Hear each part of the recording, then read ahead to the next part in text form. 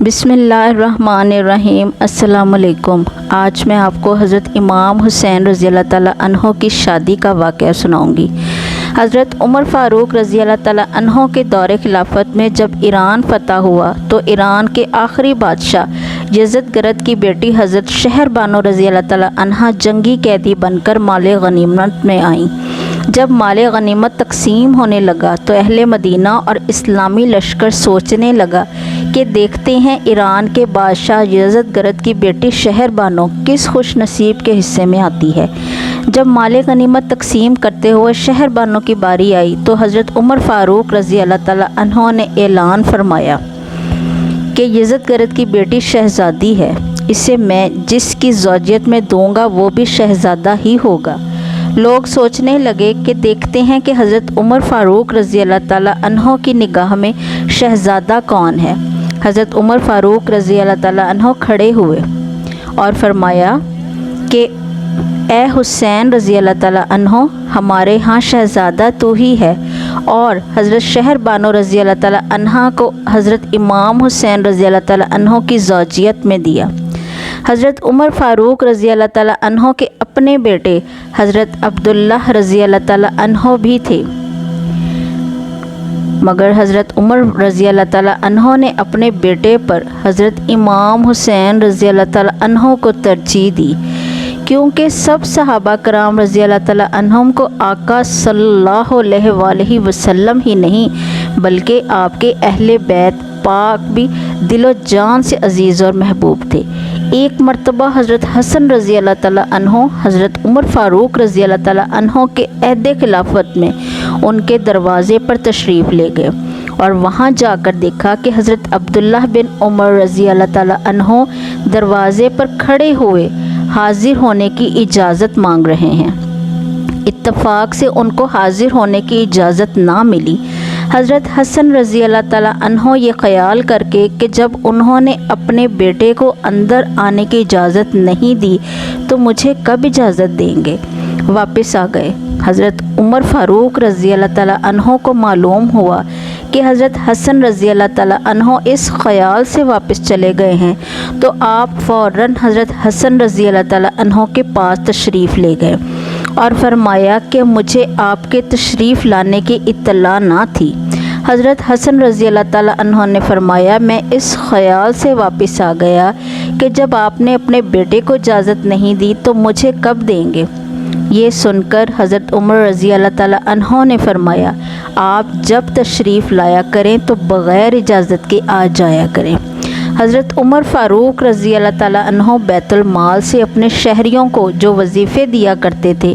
اس کے حوالے سے حضرت عمر رضی اللہ تعالیٰ عنہ اور حضرت امام حسین رضی اللہ تعالیٰ عنہ کا ایک دلچسپ واقعہ مورخین نے بیان کیا ہے،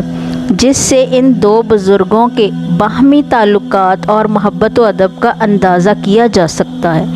حضرت عمر رضی اللہ تعالیٰ عنہ نے وظائف میں درجہ بندی کر رکھی تھی، جبکہ حضرت ابو بکر صدیق رضی اللہ تعالیٰ عنہ اس درجہ بندی اور گریڈ سسٹم کے قائل نہیں تھے، اور وہ بڑے چھوٹے یا فضیلت کا لحاظ کیے بغیر سب کو برابر وظیفہ دیا کرتے تھے، مگر حضرت عمر رضی اللہ تعالیٰ عنہ نے درجہ بندی ختم کر کے گریڈ سسٹم بنا دیا اور فضیلت کے حساب سے 5-6 درجے کر کے ان کے مطابق وظیفے دیا کرتے تھے۔ اسی تقسیم میں انہوں نے حضرت حسین رضی اللہ تعالیٰ عنہ کا وظیفہ اپنے بیٹے حضرت عبداللہ بن عمر رضی اللہ تعالیٰ عنہ سے زیادہ رکھا تھا، جبکہ گریڈ سسٹم کے حوالے سے وہ دونوں ایک ہی درجے میں شمار ہوتے تھے۔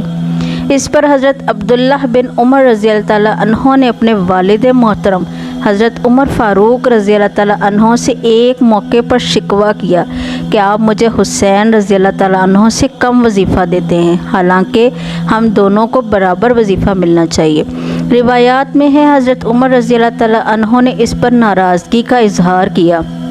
اور فرمایا کہ تم حضرت حسین رضی اللہ تعالیٰ عنہ کے ساتھ برابری کی بات کیسے کر رہے ہو؟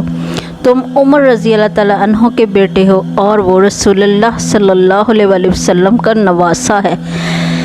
اگر آج تمہارا باپ امیر المومنین ہے تو حضرت حسین رضی اللہ تعالیٰ عنہ کے نانا کی برکت سے ہے۔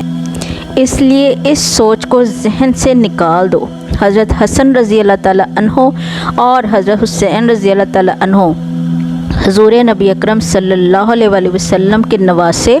اور رسالت مآب صلی اللہ علیہ وآلہ وسلم کی گود میں پرورش پانے والے بچے تھے، اور ان دونوں کی عظیم قربانیاں ہیں۔ حضرت حسن کی قربانی یہ ہے کہ انہوں نے امت میں وحدت پیدا کرنے کے لیے اقتدار اور حکومت سے دستبرداری اختیار کی۔ وہ جب حضرت علی رضی اللہ تعالیٰ عنہ کی شہادت کے بعد خلیفہ بنے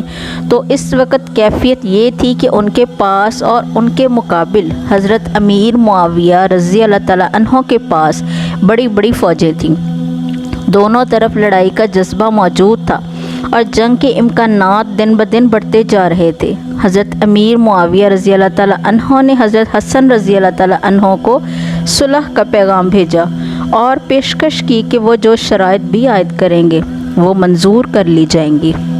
ادھر حضرت حسن رضی اللہ تعالیٰ عنہ نے بھی کمال دانش مندی سے کام لیا